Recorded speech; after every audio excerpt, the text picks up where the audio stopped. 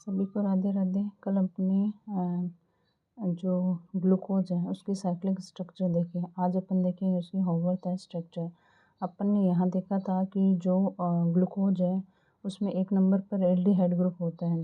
तो यहाँ क्या होता है, जैसे आप ये देखेंगे कि यहाँ पे जो ये ऑक्सीजन है वो इस कार्बन के साथ रिंग है वो बनाएंगे। तो टोटल 1 2 3 4 5 कार्बन और छठा ऑक्सीजन, मतलब ये इस रिंग में 5 कार्बन है और छठा ऑक्सीजन, मतलब टोटल 6 है वो इसमें अपन एलिमेंट है या एटम है वो बोल सकते हैं। ठीक है।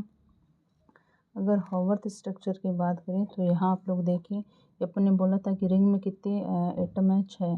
तो अपन 1 2 3 4 5 और 6, ये होगा C1। ठीक है। तो ये 6 कार्बन की अपन ने वो रिंग बना दी। अब यहाँ पे देखिए HOH और ये OH ऊपर इधर ये वो नीचे, तो इसको अपन कैसे व्यवस्थित करेंगे। अपन ने देखा था कि जो ग्लूकोज के अपन साइक्लिक स्ट्रक्चर बनाते हैं तो उसमें अपन ने देखा था कि ये एक अल्फ़ा फॉर्म होती है और एक बीटा फॉर्म होती है। अल्फ़ा और बीटा कैसे देखते हैं, अगर OH राइट साइड में है तो अल्फ़ा है और अगर OH लेफ्ट में है तो बीटा है। तो यहाँ पे इन दोनों को अपन लोग वो दिखा रहे हैं। ठीक है। तो यहाँ पे देखिए और इसमें क्या होता है कि जो लेफ़्ट साइड है वो ऊपर आती है।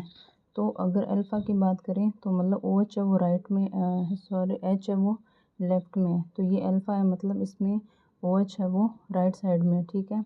तो यहाँ पे क्या आएगा, HOH HOH। देखिए आप यहाँ पे एक बार स्ट्रक्चर देख लीजिए, क्योंकि ये OH है वो राइट साइड में है, ये क्या हो गया अल्फ़ा। तो इसमें क्या होता है, लेफ़्ट साइड ऊपर आती है और राइट साइड नीचे आती है।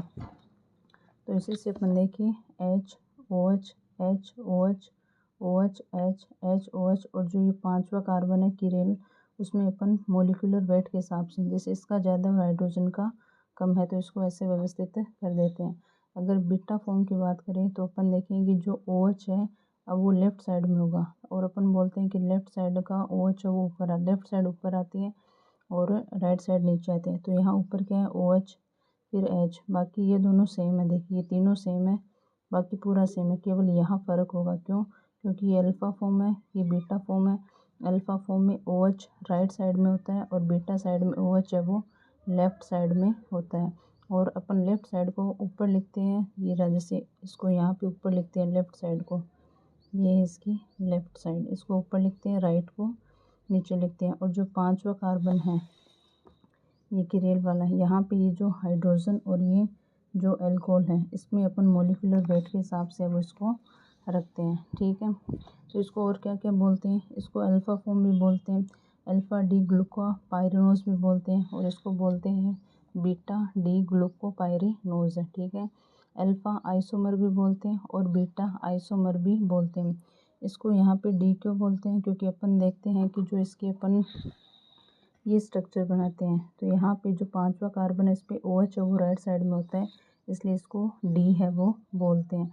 अगर ये लेफ्ट में होता है तो इसको अपन L है वो बोलते हैं। ठीक है। तो जो अल्फ़ा और बीटा आइसोमर है वो क्या है, C1 एनोमर। क्यों, क्योंकि यहाँ पे जो ये किरेल कार्बन में यहाँ जो ऑक्सीजन बॉन्ड बना रहा है वो 1 नंबर कार्बन के साथ बनाता है, इसलिए इसको बोलते हैं C1 एनोमर। ठीक है। और डाई एस्टीरियोमर्स होते हैं। क्यों, क्योंकि जब अपन इसकी अल्फ़ा और बीटा स्ट्रक्चर को एक दूसरे के ऊपर अध्यारोपित करते हैं तो ये एक दूसरे पर अध्यारोपित नहीं होते हैं। ठीक है। इसको इसके लिए डाईएस्टीरियोमर्स या विविरम समावयव भी बोलते हैं। ठीक है। अब अपन देखें तो ग्लूकोज के और क्या क्या नाम है, तो ग्लूकोज को केन शुगर भी बोलते हैं, टेबल शुगर भी बोलते हैं, डेक्सट्रोज डी मैंने आपको बता दिया क्योंकि 5वां कार्बन किरेल कार्बन उस पर OH राइट साइड में होता है इसलिए इसको डेक्सट्रोज बोलते हैं। इन्वर्ट शुगर भी क्यों बोलते हैं, क्योंकि जब ये जो ग्लूकोज है, ग्लूकोज को जब अपन तोड़ते हैं तो ये सुक्रोज को जब हम तोड़ते हैं तो ये सुक्रोज को जब हम तोड़ते हैं तो ये ग्लूकोज और फ्रक्टोज इन दोनों में टूटती है। तो ये D होती है और ये L होती है। इसकी जो L की फ्रक्टोज की जो मात्रा है वो ज़्यादा होती है और इसकी मात्रा है वो कम होती है, इसलिए ये क्या होता है, ये D से L जाता है, D से L। इसको अपन बोलते हैं इनवर्ट शुगर, प्रतीप शर्करा, हिंदी में आपने सुना होगा प्रतीप शर्करा। ठीक है, राधे राधे।